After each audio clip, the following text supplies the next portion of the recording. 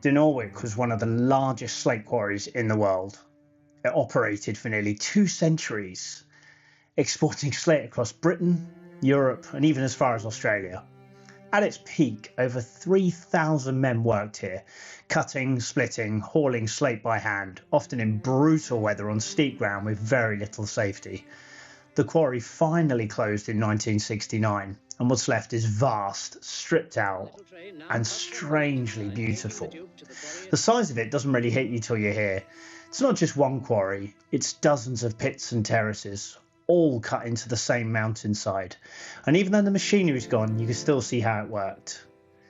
My hike started up here, just off the road near the old bus terminal. There's a path that leads straight out onto the ridge, half a mile in, and right from the start, the views open up fast. That's the full site laid out ahead, and then right there in the centre is Anglesey Barracks. We then moved down towards Anglesey Barracks.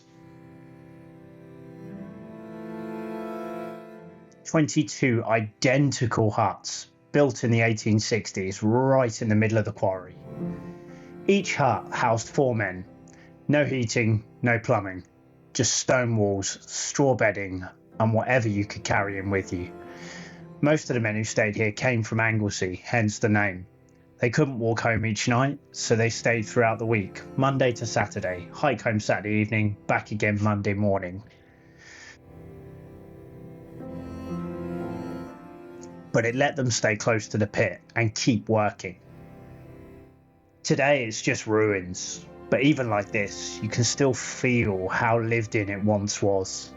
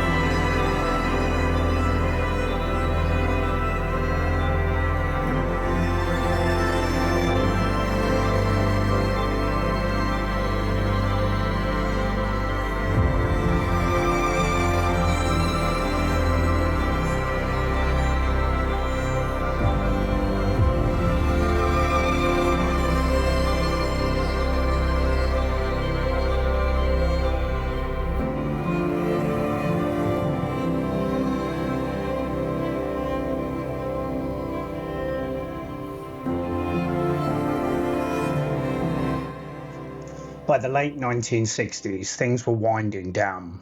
Dinorwic had been active for over 170 years, but slate wasn't in demand like it used to be. Cheaper imports were coming in, and modern building materials were taking over. Machines were replacing hand labour. In 1969, a decision was made. A letter went out. The quarry was closing for good.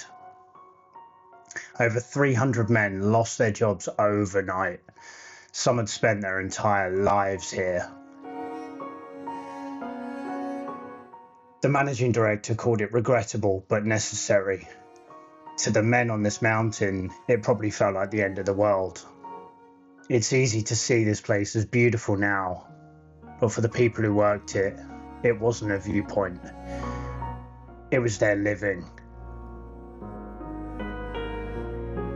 And then out of nowhere, it was gone.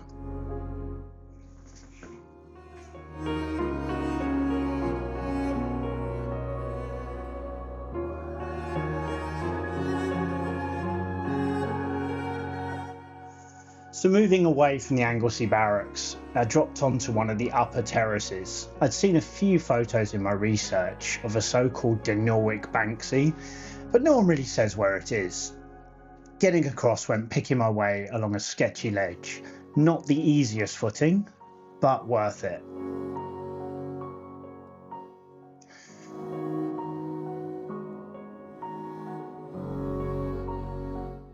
came across one of the old explosive stores, rusted machinery still inside, slate carts lying where they were left. And here it is, the Dinorwic Banksy, painted on a rock. No one knows who did it, it's just here, quiet, a bit hidden and part of the landscape now. From the terrace, I followed a steep zigzag path down. The only people I saw all day was staff working on site, and they were the ones who told me that this was the way down. The path dropped all the way to the road at the bottom of the quarry. The plan was to follow that road across to the other side of Dinorwic. That's where I hit a problem. The road leads straight into the Dinorwic power station. Private property, no public access, definitely not part of the trail, so time for a new plan. I had to head out to the main road, where I found the train to Snowdon. Right, so I've come from the top downwards, and I've discovered when I got to the bottom, I got directions off the guys working there, and they've just led me out onto the road, which is where I've just discovered the train up to Snowdon exists. So if you want to be lazy and go up Snowdon, that's where the train station is. But now I'm walking along quite an urban road. There's a hotel there, etc. It's quite busy, but it's probably maybe a mile down the road, and then I can start up Dinorwic again in a different direction. And then the idea is to come across the top, back to the viewpoint where I started, and then back to the car.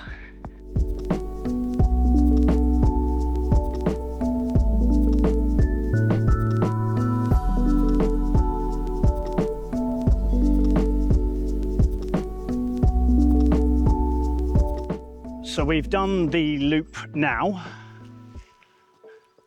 and walked all the way around that lake, and now we're at the far point and about to start going uphill again. So this is a hike that's actually technically, well, this is a hike that's being done in reverse.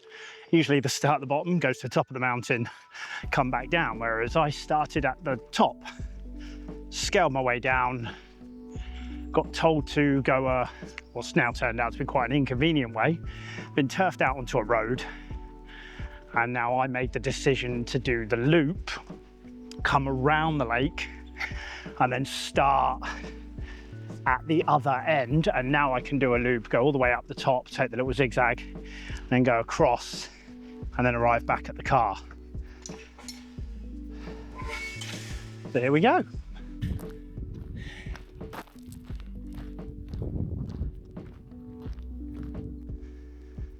And yeah, while I'm walking along the footpath, all the way back up, if anyone recognises the scenery behind, that's Snowdon. I mean, that's not the peak of Snowdon, that's further back, but that is Snowdon over there. So as I'm approaching the end of the footpath, walkway, road, whatever, there's a shot I recognise. For those that have seen Clash of the Titans, and when they're scaling across the top on those weird scorpion type things.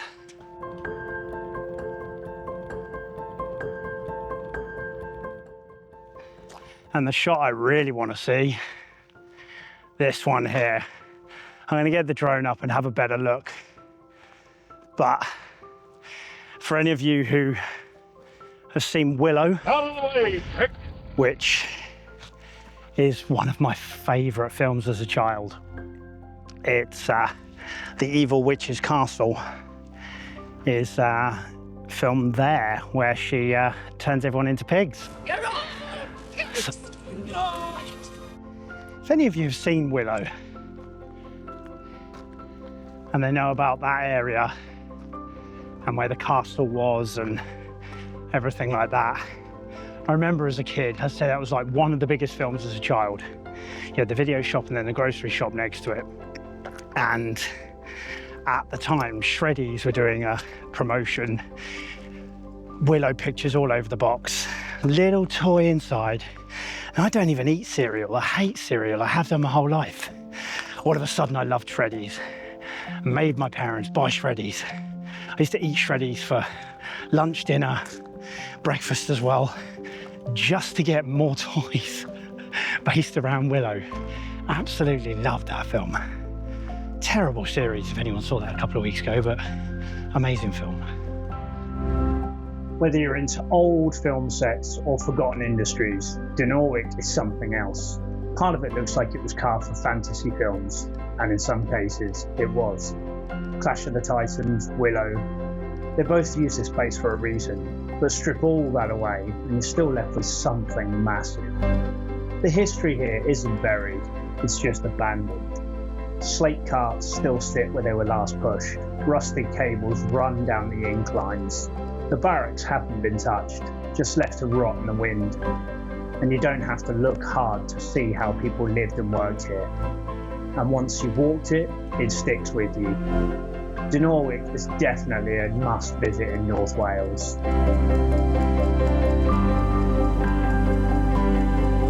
the dressing shed, slabs of slate are split into layers with mallet and chisel. The final thickness depends on the quality of the rock and the purpose for which it is intended.